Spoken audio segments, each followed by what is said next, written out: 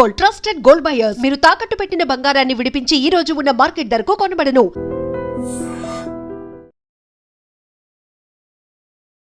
Prism club లో జరిగిన వివాదంతో గత కొన్ని రోజులుగా ఎక్కడ పెట్టినా కల్పికా గారి పేరే వినిపిస్తుంది. అయితే ఈ వివాదంలో మొత్తం తన హక్కు కోసం ఆమె పోరాటం చేస్తున్నారు. బట్ ఈ మొత్తం పోరాటంలో ఆమె ఇప్పటి వరకు ఏం సాధించారు, ఇకపై ఏం కోరుకుంటున్నారు, ఇలాంటి విషయాలన్నీ కల్పికా గారిని అడిగి తెలుసుకుందాం. హాయ్ కల్పికా గారు. Hello, good evening. WhatsApp madam, ఈ మొత్తం వివాదంలో మీరు వివాదం అంటే సినారియో ఈ మొత్తం సినారియాలో మీరు గత కొన్ని రోజులుగా మీ రైట్ కోసం ఫైట్ చేస్తున్నారు. బట్ ఈ కొద్ది రోజుల్లో మీరు సాధించింది ఏంటి అంటే ఏం చెప్తారు? మనుషుల్ని సాధించా, వాళ్ళకి ఒక ధైర్యం ఇప్పించాను. ఒక ఎవరు ఏ సిచ్యువేషన్ లో ఉన్నా మీకోసం మీరు వాయిస్ అవుట్ చేయడంలో తప్పు లేదు అని ప్రూవ్ చేశాను. ఈ ఒక్కటే సిచ్యువేషన్ కాదు, నేను చేసిన ప్రతి చిన్న చిన్న పోరాటంలో కూడా అదే నన్ను ఇన్స్పిరేషన్ గా చాలా మంది తీసుకున్నారు. బికాజ్ నా హ్యూజ్ ఇన్స్పిరేషన్ మా మదర్. తను ఏం చెప్పకుండా పెట్టకుండా నాకు సలహాలు ఇవ్వకుండానే చాలా నేర్పించారు.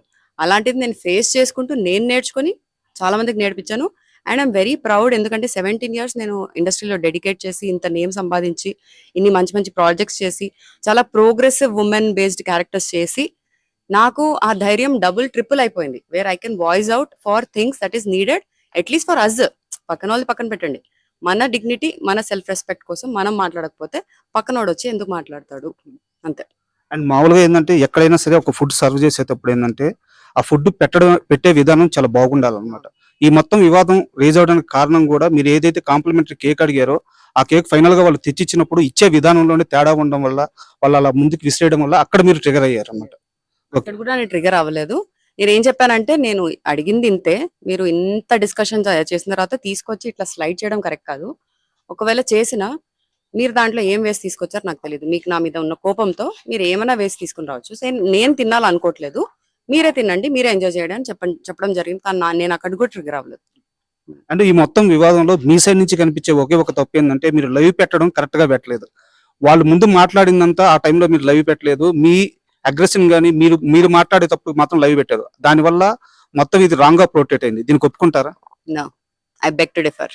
ఎందుకంటే నేను ఆల్రెడీ లైవ్ చేశాను, వాళ్ళ వైఫై నుంచి నేను లైవ్ చేయడం జరిగింది. అండ్ అదేంటి 1 hour లైవ్ జరిగింది. నేను పెట్టిన మీ వీడియో కాకుండా వాళ్ళు lights, fans, ACs, shutter and wifi అన్ని ఆఫ్ చేస్తారు. సో నేను చేసిన లైవ్ అది 1 hour లైవ్ కాబట్టి అది సేవ్ అవ్వలేదు, అప్లోడ్ అవ్వలేదు. లేకపోతే అంత ముందు నుంచి ఎవరెవరు నాకు చూస్తున్నారో అందరికీ అసలు ఏం జరుగుతుందో అంతా తెలుసు. నేను ఎంత ప్లెజెంట్ గా మాట్లాడడం జరిగిందో కూడా 1.5 hour కన్నా ఎక్కువ నేను ఆల్మోస్ట్ పేషెంట్ గా ఉన్నా. దాని తర్వాత నాకు నాకు కోపం కూడా రాలే.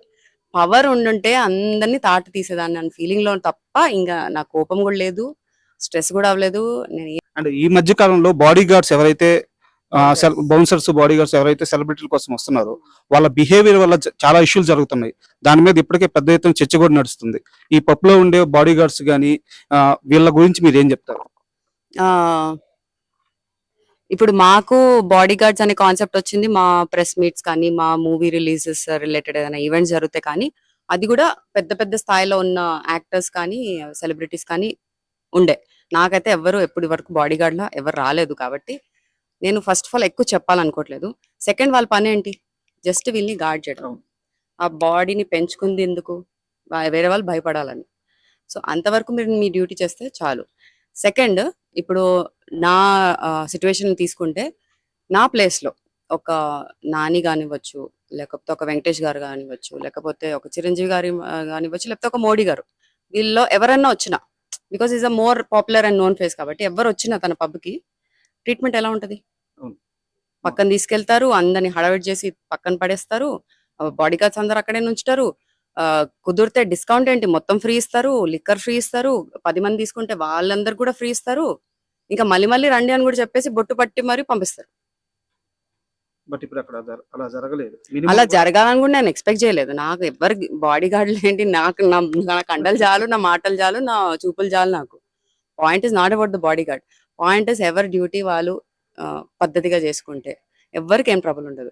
మీరు బతకొచ్చు, మేము బతకొచ్చు. అండ్ ఈ మొత్తం వివాదంలో మీ అగ్రెషన్ చూసిన వాళ్ళు కానీ, లేకపోతే మీ ఫైట్ చూసిన వాళ్ళు కానీ, మీ సైడ్ స్టాండ్ తీసుకొని మాట్లాడాలి అనుకుంటున్న వాళ్ళకు కూడా ఒక చిన్న అనుమానం ఏంటంటే కల్పిక అక్కడ డ్రింక్ చేసి ఉన్నారా అని చెప్పేసి ఒక క్వశ్చన్ రైజ్ అవుతుంది. మీరు ఏం చెప్తారు దాన్ని? నెక్స్ట్ టైం మీతో ఇంటర్వ్యూ నేను ఒక చియర్స్ కొట్టి స్టార్ట్ చేస్తాను అనుకుంటున్నాను. నేను తాగేసి ఒక 3 years అవుతుందండి. దానికి ముందు తాగేదాన్ని, వెరీ రేర్ గా తాగేదాన్ని. నా ఓన్ సెటప్ లో మా ఫ్రెండ్స్ ఇంట్లలో లేకపోతే నా ఇంట్లో మా పేరెంట్స్ చుట్టుపక్కల ఉన్నప్పుడే తాగేదాన్ని. సో దాంట్లో there is nothing to even regret about it. It is a good thing. డాక్టర్సే చాలా మంది చెప్తారు యూ హ్యావ్ టు డ్రింక్ అప్పుడప్పుడు, ఇట్ ఇస్ గుడ్ అని. అది పక్కన పెడితే నా ఎనర్జీ లెవెల్స్ నాకు నేనే తట్టుకోలేకపోతా. ఏంటి, నేను మార్నింగ్ 4కి లేస్తా, రాత్రి 12 పడుకుంటా అండి. ఆ ఉన్న 4 hours ఒక డీప్ స్లీప్ లో వెళ్ళిపోయి అవతార్ కన్నా మించి సినిమాస్ చూస్తాను నేను నా డ్రీమ్స్ లో. అలాంటిది నేను రియాలిటీకి వచ్చేసరికి నేను ఏమేం చేస్తాను ప్రతి సెకండ్ నాకు తెలుసు. ఒక చేత్తో ఒకటి చేస్తా, ఒక కాల్తో ఇంకోటి చేస్తా, ఒక బ్రెయిన్ తో ఇంకోటి నడుస్తుంది, కళ్ళతో ఇంకేదో చూస్తా, ఇంకెవరికో ఏదో కాల్ లో మాట్లాడతా. ఇప్పుడు నా రైట్ లెగ్ కూడా సరిగ్గా పనిచేయట్లేదు.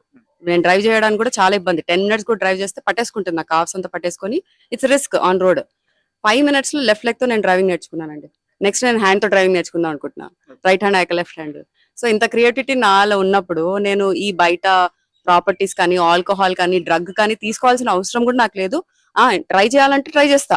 నేను అన్ని చేయడానికి నేను రెడీ. ఎందుకంటే ఇప్పటివరకు అన్ని ట్రై చేస్తా.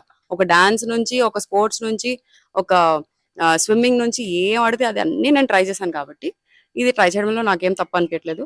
ఒకప్పుడు నాకు ఒక ఫిల్మ్ ఆఫర్ వచ్చింది, సీతా ఆన్ ద రోడ్ అని. దాంట్లో స్మోకింగ్ హ్యాబిట్ ఉందని చెప్పి నేను మూవీ నో అని చెప్పడం కూడా జరిగింది. ఎందుకంటే నాకు మా డాడీకి చిన్నప్పటి నుంచి స్మోకింగ్ మీద పెద్ద గొడవ ఇది. మా డాడీ ఒక చైన్ స్మోకర్ ఉండే. సో మీరు చేయండి కానీ ఇంటి నుంచి బయటికి వెళ్ళి చేయండి అని నా ఇది.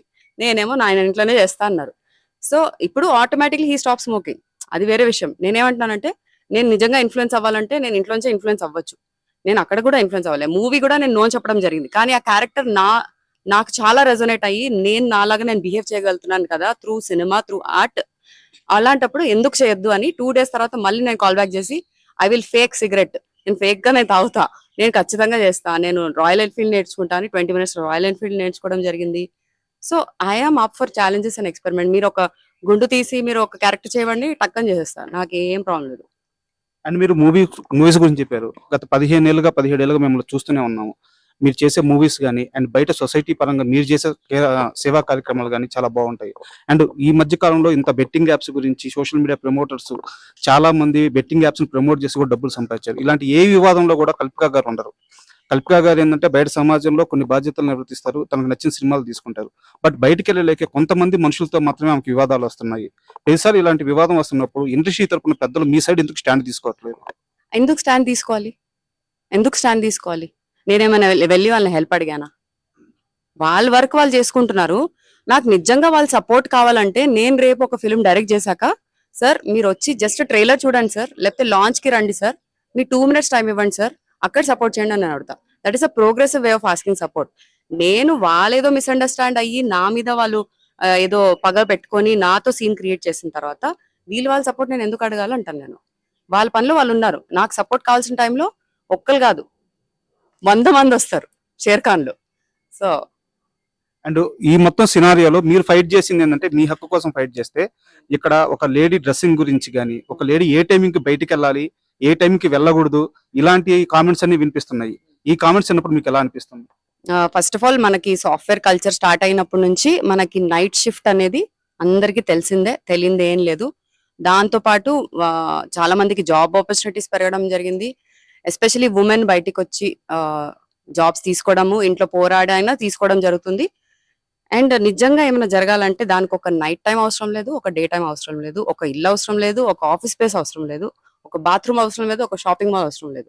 మీరు ఎక్కడన్నా ఏమన్నా చేయొచ్చు. ఎవరికన్నా ఇంటెన్షన్ బ్యాడ్ ఉంటే ఎక్కడన్నా ద్రోహం అవ్వచ్చు. సో మన బట్టలు బట్టి మీరు జడ్జ్ చేయాలనుకుంటే, నేను రేపు బుర్కాలో తిరిగినా, లేకపోతే బికినీలో తిరిగినా, లేకపోతే బట్టలు ఇప్పి తిరిగినా జనాలు ఊహించేది ఊహిస్తారు. మనం దాన్ని ఆపలేము. వాళ్ళు ఏమన్నా డిఫరెంట్ గా ఆలోచించాలంటే వాళ్ళంతగా వాళ్ళకి ఓన్ గా రావాలి తప్ప మనం ఎంత స్పూన్ ఫిట్ చేసినా. ఇప్పుడు పేరెంట్స్ మనం పెంచేటప్పుడు ఇది అది అని 10 చెప్పినా మనం ఒక్కటి తీసుకుంటామేమో, మిగతా అన్ని లైట్ తీసుకుంటాం. ఇది కూడా అంతే. వీళ్ళంతా ఇంకా grown up students, real life లో బతుకుతున్నారు, రియల్ సిచ్యువేషన్స్ ఫేస్ చేస్తున్నారు. సిచ్యువేషన్స్ నేర్పించేస్తాయి లైఫ్ ని వాళ్ళకి, మనం ఎవ్వరు ఏం నేర్పించక్కర్లేదు. మీరు ఇదివరకే చెప్పారు, కాకపోతే మా ప్రేక్షకులకు కూడా తెలియాలని అడుగుతున్నాను. ఈ మొత్తం సినారియోలో పోలీసుల వైఫల్యం అంటే ఎలా వైఫల్యం చెందారు కాస్త క్లియర్ గా చెప్తారు?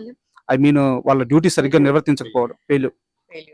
నేను హోల్ సిస్టమ్ ఫెయిల్యూర్ అని చెప్పను డెఫినెట్లీ. బికాస్ చాలా మందికి చాలా సపోర్ట్ కూడా చేయడం జరిగింది. నేను ఎక్కువ ఫాలో అవ్వట్లేదేమో, but I know they are here to protect us, to help us, to support us in lot of ways. So అది కంటిన్యూ చేస్తారని కోరుకుంటూ, మిగతా వాళ్ళు who are not doing the duty right, వాళ్ళు కొంచెం దారి నుంచి తప్పారు కాబట్టి కొంచెం మళ్ళీ తిరిగి దారిలో వచ్చేస్తే అందరికీ హ్యాపీ. అండ్ ఫైనల్ గా ఈ మొత్తం సినారియోలో మీ ఫైట్ చేస్తున్న విధానం మొత్తం మీరు ఫైనల్ గా ఏం కోరుకుంటున్నారు? ఎలాంటి న్యాయం కోరుకుంటున్నారు? న్యాయం కాదు, ఈ రెవల్యూషన్ ఇలాగే కంటిన్యూ అవుద్దంటారా? సో కల్పికా గారికి ఫైనల్ గా ఏం కావాలంటే ఏం చెప్తారు? నాకు జనాలు కావాలండి. I'm for the people, by the people, of the people, literally. నాకు జనాలు చుట్టుపక్కల ఉన్నా ఉండకపోయినా నేను జనాల కోసం ఎగ్గబడతాను. నేను చిన్నపిల్లలతో చాలా టైం స్పెండ్ చేస్తుంటాను, పెద్దవాళ్ళతో టైం స్పెండ్ చేస్తుంటాను. మా ఫ్యాన్స్ అంటారా, ఫాలోవర్స్ అంటారా, they are like my love, మన ఫ్యామిలీ. ఇప్పుడు మీరందరూ కూడా నా ఫ్యామిలీ అయిపోయారు. సో ఇలా ఎవ్వరు, అందరిలో ప్లస్ మైనస్ ఉంటది. అందరిలో ఒక రాక్షసుడు, ఒక రావణుడు, ఒక రాముడు ఉంటారు. ఇన్ఫాక్ట్ రావణుడే ఇంకా చాలా గొప్ప అని చాలా మంది నమ్ముతారు. బట్ తన ప్రొజెక్ట్ అయింది, లేకపోతే తన పర్స్పెక్టివ్ మార్చి పెట్టేసి దాన్ని ఒక డిఫరెంట్ వేలో మనకి ప్రెజెంట్ అయింది ఆ స్టోరీ అంతా. అందరిలో ఉన్నప్పుడు నువ్వు దేన్ని ఎలివేట్ చేయాలనుకుంటున్నావో, నువ్వు ఎంత గ్రో అవ్వాలనుకుంటున్నావో, లైఫ్ అనేది నీ చాయిస్. ఒక కర్మ కూడా నీకు వచ్చి చాయిస్ చేయదు. What choice you are making is your karma. So నువ్వు అది ప్లస్ లో వెళ్ళాలనుకుంటున్నా, మైనస్ లో వెళ్ళాలనుకుంటున్నా, you have to face the consequences, you have to face the advantages, no matter what. So it is in your hands what you want to do about yourself, your life and people around you who matter to you. And final గా question, Bigg Boss లోకి వెళ్ళడానికే కల్పిక ఇదంతా చేస్తున్నారా? Yes, yeah yeah. ఎవరు ఈసారి anchor, ఎవరు host, ఎవరు big boss కి? మీకు కాల్ వచ్చింది కదా, మీరే చెప్పాలి. వాళ్ళు నాకు అవన్నీ డీటెయిల్స్ ఇవ్వలేదు. ఇంట్రెస్టెడా అన్నట్టు ప్రొజెక్ట్ అయింది అంతే. ఫస్ట్ సీజన్ నుంచి పిలుస్తున్నారు, కానీ ఫస్ట్ సీజన్ నుంచి నేను రాను అని చెప్పాను. అండ్ ఈ మొత్తం వివాదంలో మీ ఫైట్ అయితే కొంతమందికి స్ఫూర్తిని కలిగిస్తుంది, కొంతమందికి అయితే ఇది వేరేగా అర్థమైంది. బట్ ఫైనల్ గా మీరు అందరికీ అర్థం అవ్వాలని, ఈ ఫైట్ చేసిన విధానం మీరు ఏదైతే కోరుకున్నారో అది ఫుల్ఫిల్ చేయాలని చెప్పి మీకు ఆల్ ద బెస్ట్ తెలియజేస్తున్నాను. Thank you.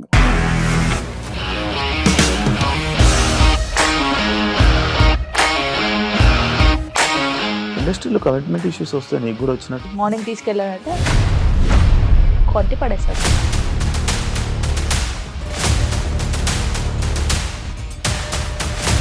ఒక్కళ్ళు కూడా చూడలేదు ఈ సినిమా అని చెప్పడానికి కూడా చాలా ధైర్యం కావాలి. అది నిజం కదా, దాంట్లో ధైర్యం ఏంటి? ఇది నెక్స్ట్ డే ప్లేట్ మార్చేస్తే తప్పు కదా. As of now we're comfortable this అని నేను అనుకుంటున్నాను. రష్మిక గారిది మీది ఒకే ఊరంట కదా?